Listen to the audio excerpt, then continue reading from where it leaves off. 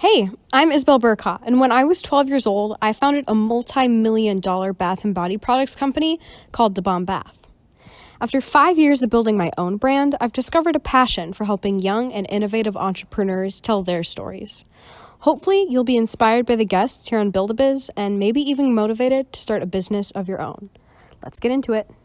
This is Build-A-Biz with Isabel Bercaw.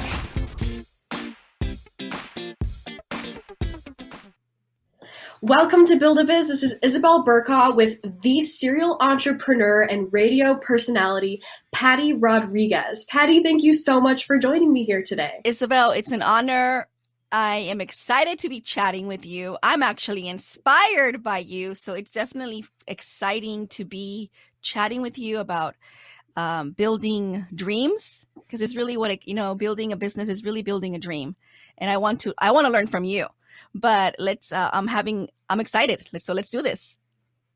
Yes, I'm so excited. And honestly, I'm such a big fan too. So it's really cool to have you on my show. So thank you so much for being here. Thank you for having me. So why don't we just start, because your work ethic is insane. And I feel like we need to start with the story behind how you became the Miss Patty Rodriguez. Yes, I was born in Los Angeles, California.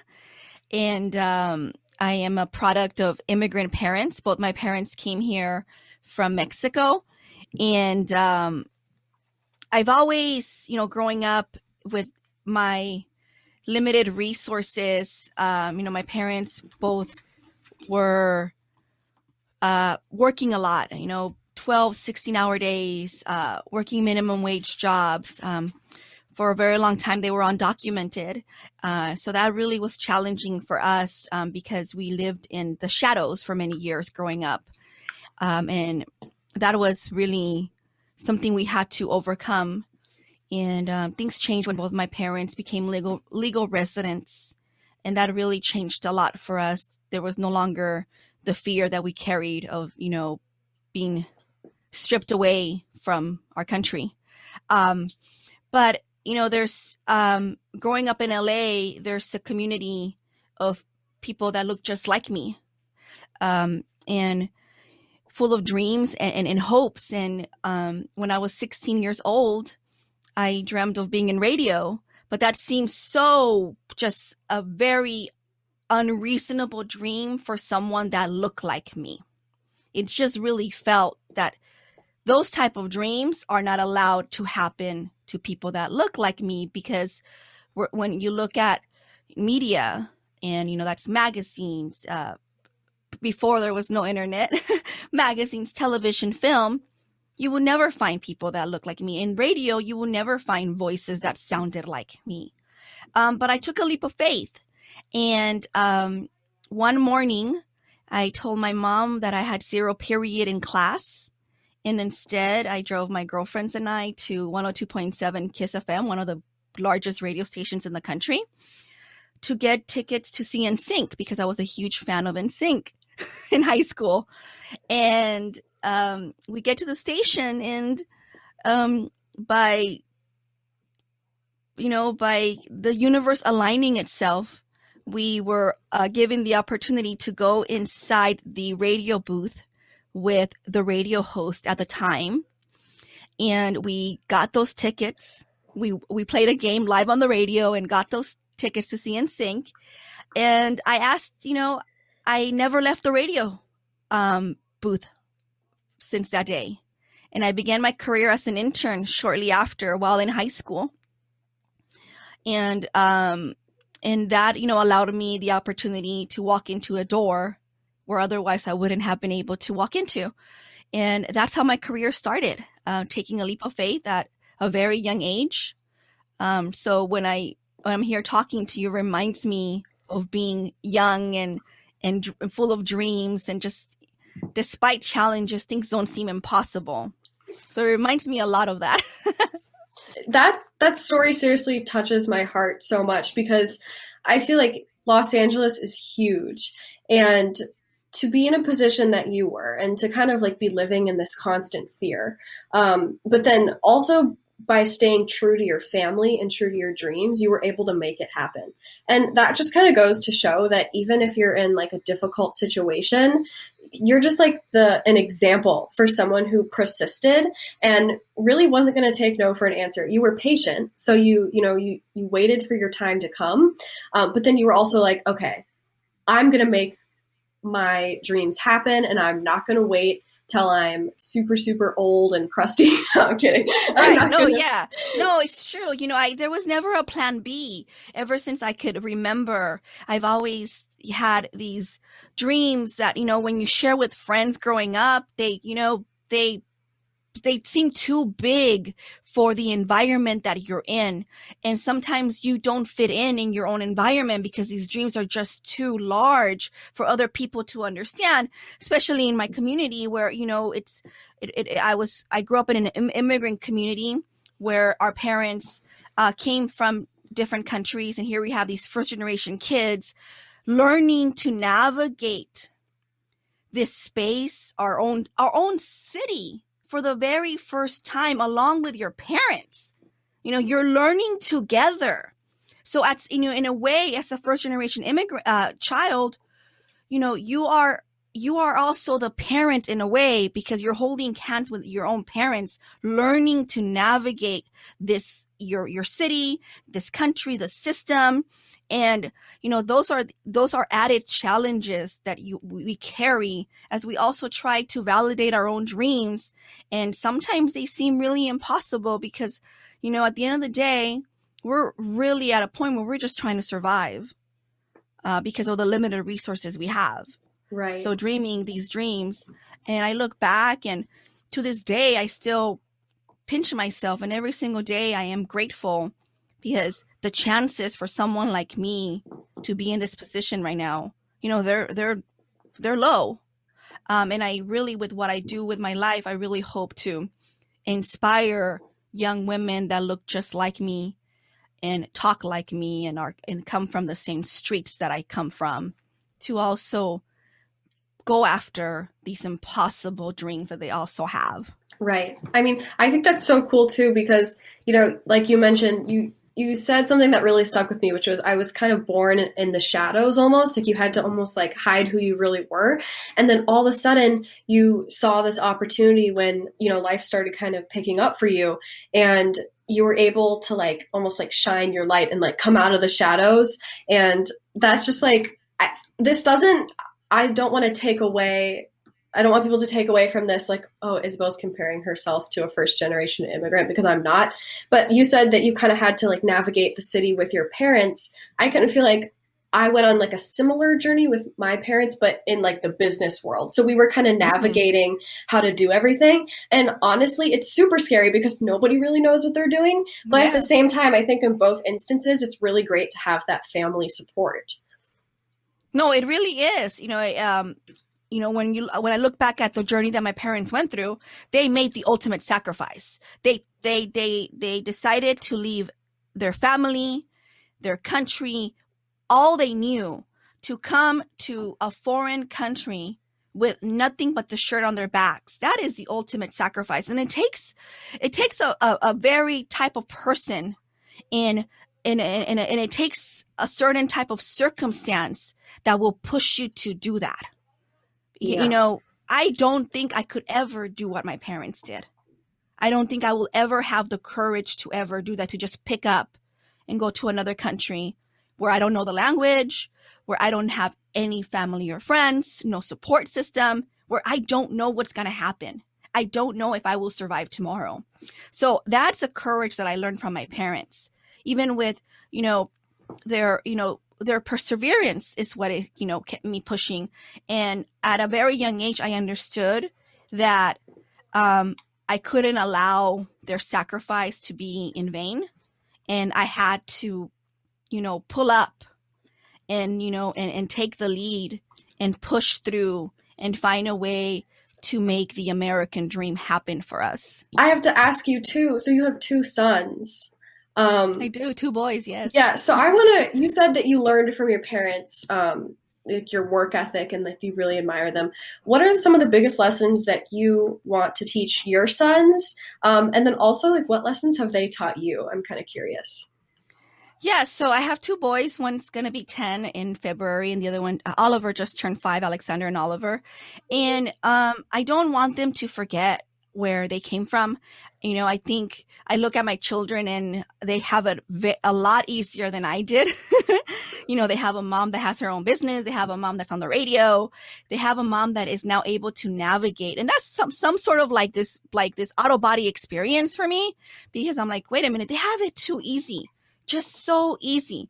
And I don't want them to think that it's that easy, you know? So I very, very, conscious, with the way I allow them to view their environment, because I want them to be proud of where they came from, understand that it wasn't easy for our family to navigate this journey. And it wasn't easy at all for me to build a business while, you know, also, you know, working in radio and still, you know, waking up every morning and doing the best that I can. But I also want them to know that you can have many dreams, and you can make them come true at any time of your life. You know, and I'm an example of that. I am doing two things that I love doing the most. And at the end of the day, when, you know, being radio and a publisher, it's really just telling stories. And to me, that's always been my dream, is telling stories. I just happen to have a few platforms that allows me to do that. And that's fun. And I want my children to see that. And that there's no greater gift that I can give my kids than to be able to tell my kids, you can follow your dreams, because mommy is following her dreams and she's living her dreams. And what they teach me is, you know, a lot of things teaching me. You know, I was just talking to a friend yesterday about how, you know, growing up, my parents never took us to the outdoors. You know, we weren't camping. We were always on survival mode. So we never had the opportunity to enjoy the things that the earth gives us for free. And my children just love being outdoors, and they allowed me to see the outdoors and life in a different way that I otherwise wouldn't have been able to ever enjoy if it wasn't for my children, and you know, their fearlessness that they've already have that's innate in them, that took me so many years to get to a point where I was able to push fear away. When with them, I see the confidence that I'd never had growing up as a first generation American, living in the shadows for most of my childhood.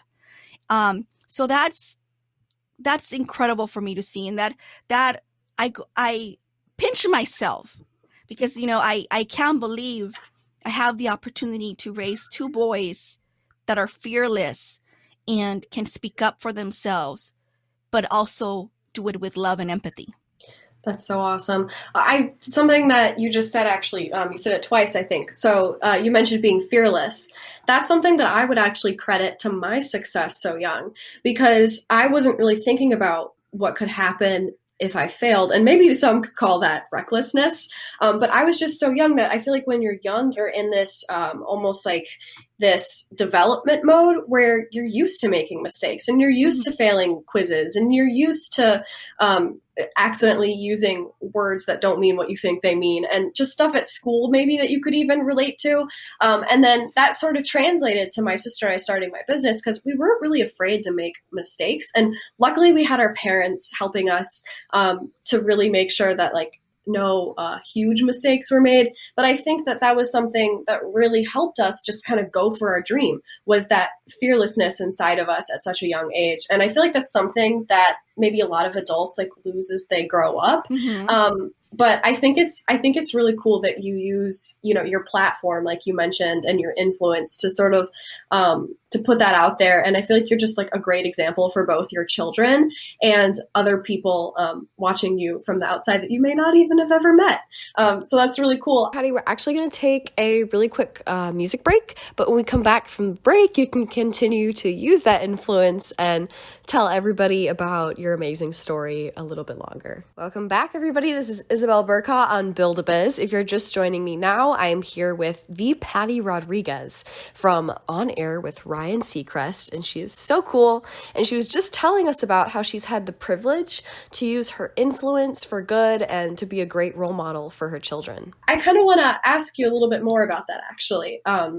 How you use your platform for good. And then I'd also love to hear a little bit about how that translates into why you decided to start Little Libros, your publishing company.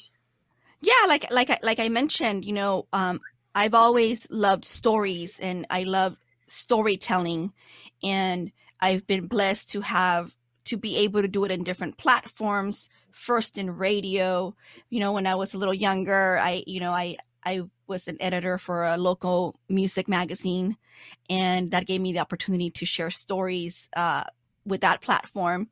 And then when I had my first son, Alexander, when you become a mother, your world completely changes. Everything, the way you saw life changes the moment your child is placed in your arms. The world is never the same anymore. It is a totally different world. And I am no longer living for myself, and I am no longer dreaming just for me. I am dreaming for both of us now. And I remembered, I've always been fascinated by children's books and the art that goes behind them, and the illustrations and the stories, and how much they influence a child, because it's the first form of media a child is exposed to.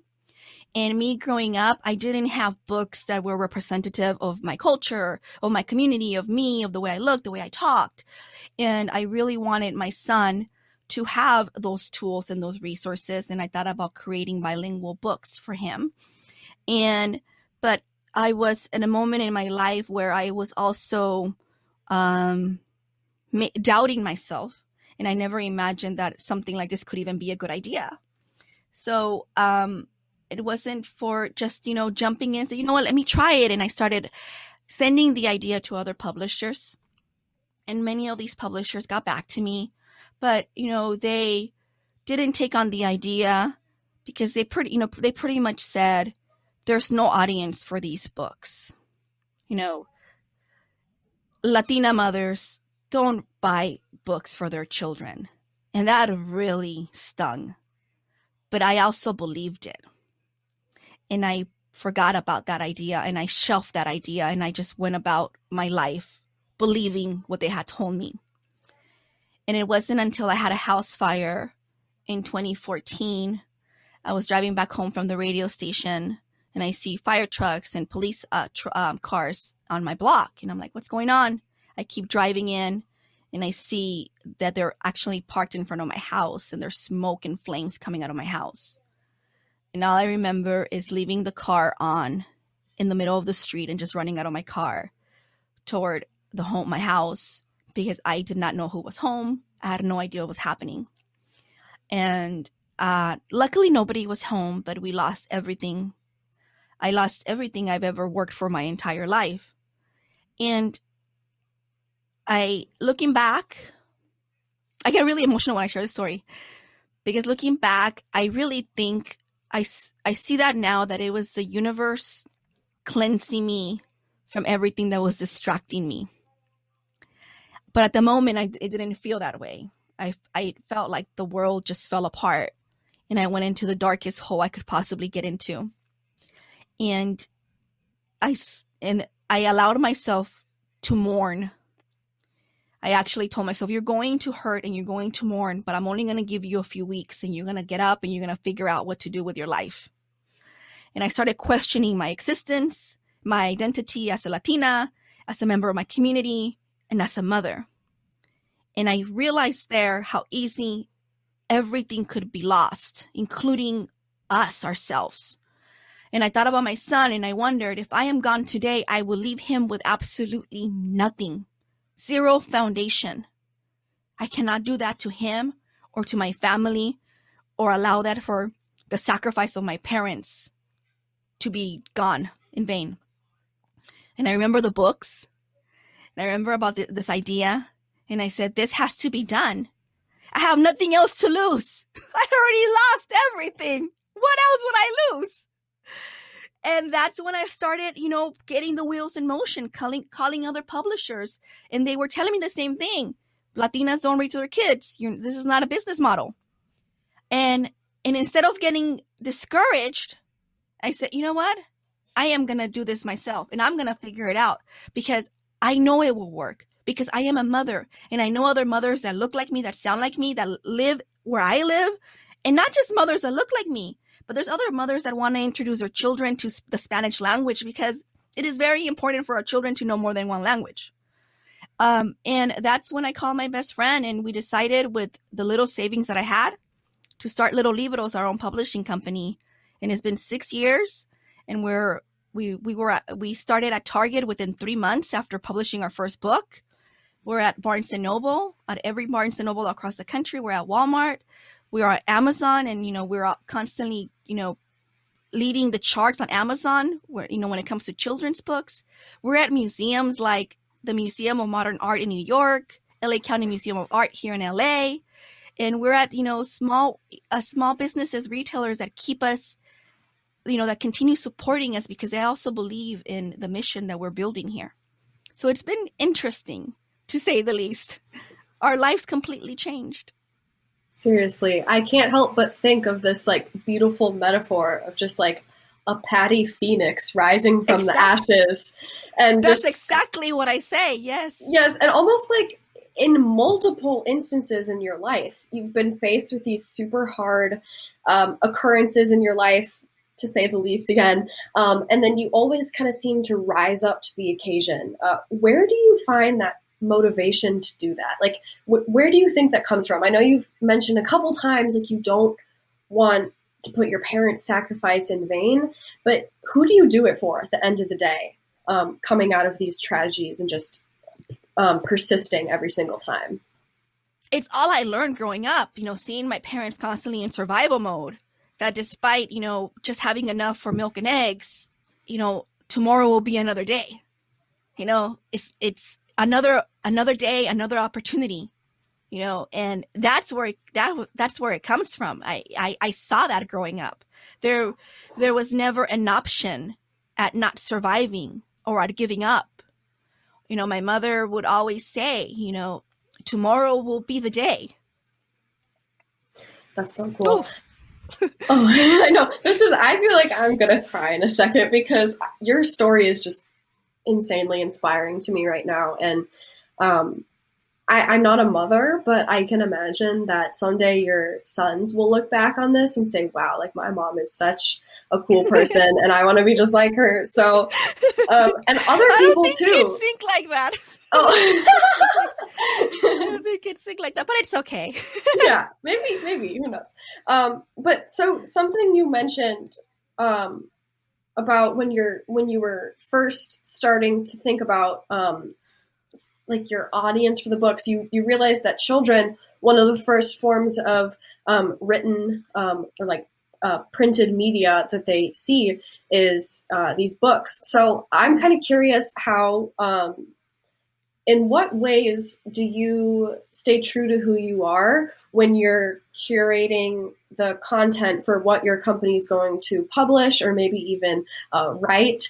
And just maybe walk me through a little bit, what you keep your eye out for when people are wanting to have these bilingual books published. Yeah, so we started publishing, my partner and I, the books ourselves, creating them ourselves, creating the content. And it was really looking back at our childhood and the things that we grew up with, the nuances within our culture and traditions, things that we wouldn't see in traditional media that, that we wanted. And now as we have grown and we've built an editorial team that's acquiring authors and illustrators and additional content, we're also looking at that, at the stories of our communities, these stories that are not being told. But, and what sets us apart at Little Libros is we are these people. We're publishing our stories. So, there's many times when I've had to pitch things and I have to, go above and beyond to have to explain who I am to other people. In my space here at Little Libros, we don't have to do that because we understand it.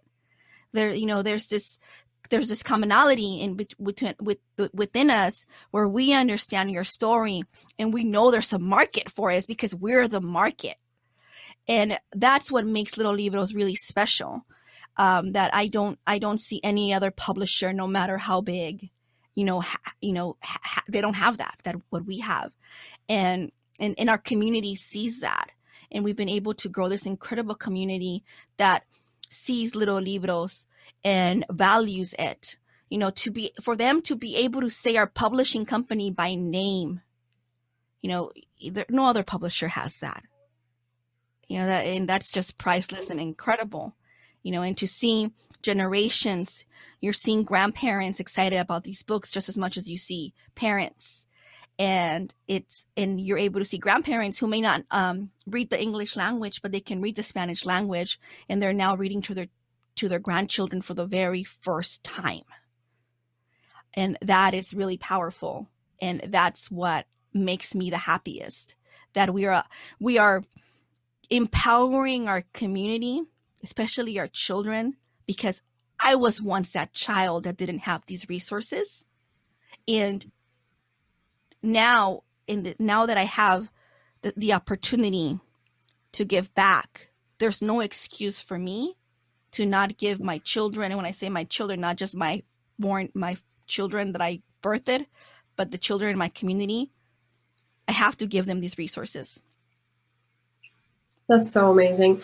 And something that I think is really important that that the listeners can take away from this is I actually find this true in my business as well. You said something that stuck with me. Aside from the like life lessons, which also stuck with me, you said something very important about business. Leave it to me to pick out the business side of things from this beautiful speech that you just said. But you said that you are the market, and I think that that's so important when you're maybe selling a service or a good or a product. I was the market for my bath bombs. In fact, I started the bath bomb business because I had a need for a bath bomb that didn't stain my tub. And then first I used the product, and then I started selling it to other people. And I was really passionate about it because I was the market. It seems like you were looking for, a publisher to make these books happen. And then you'd already written them yourself and you were ready to go with that. And you knew that this idea could work because you knew it had worked for you. It just took a little bit of extra convincing to get people to realize that your idea was tangible and that, you almost had to create your own company because the other publishers weren't the market, but you are the market. And then now you've created this successful publishing company because you know what people want, because you are the market, which is really cool. Something I kind of want to know too is if anyone is listening right now and they're kind of in a similar position as you were with this whole almost like failure before success wave that you went on, what would you tell to somebody who has maybe been told no one too many times and they're right on the verge of giving up? From someone who's been there, will you just maybe give them some advice, or just, for someone down the road who might be in this position, just maybe some words of inspiration for somebody like that? Yeah, I mean, it's really scary when you're working, when there's something in your heart that you really want to do, but it's scary when others don't believe in it.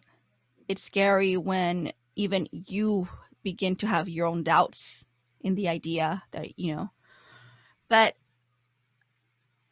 I know that if your heart is telling you and is nudging you, it's because it's asking you to create change.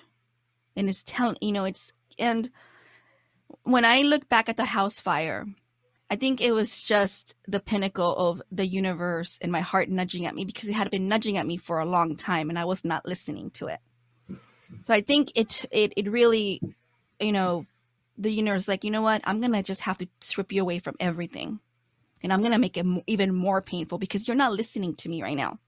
You're allowing doubt and the naysayers to take over the dreams that you want to achieve. And I say, don't wait till you lose absolutely everything and when it hurts the most to go after your dreams. Your heart's already nudging at you. You're already feeling it inside your heart. And you can't be an entrepreneur without accepting the no's first. It's almost part of this journey, right? People are not going to believe in you. They're not going to believe in you until it's done. That's when they're going to believe in you. And that's okay. You're not doing it for them. You're doing it for you. And you're doing it because you know what you have to give to the world, the service you're providing, is going to make other people happier. And that's really what it's going to come down to. The service that you provide, how is it going to make the world a better place? How is it going to make others happy? And that's what your journey should be focused on. The no's are always going to come. I still get no's. I'm sure you still get no's. The no's are never going to stop coming. So we have to just let them fall off. Just let them, just, as you continue going up the stairs, they're going to keep coming down just like punches. Mm-hmm. You just let them keep rolling. Let them fall down the stairs. Yep, keep going up. Rolling. Yep. That's a great analogy. Seriously, Patty, this is so cool. I feel like I've had not only a really insightful interview, but also a life coaching lesson. I feel like maybe that'll be your next journey. Maybe you'll become a life coach. I would hire you. I know that for sure. There's a little sneak peek in there what that would be like. Thank you so much for coming on my show. Unfortunately, that's all the time that we have, but I really hope that everybody listening here will head on over to Miss Patty Rodriguez's Instagram. It's just Patty Rodriguez, and she's super easy to find. She's verified and has tons of followers, so you'll know it's her. And then definitely follow Build-A-Bear Radio and Build-A-Bear on Instagram as well, so you can keep yourselves updated. And then I will also be posting updates on Isabel.Bercaw on the radio show and my own business. So if you want to follow along with that, that'd be great. Definitely join me here on Build-A-Bear Radio next Saturday at 1 p.m. PST. I'll be here, and I'm super excited. Thanks. Bye.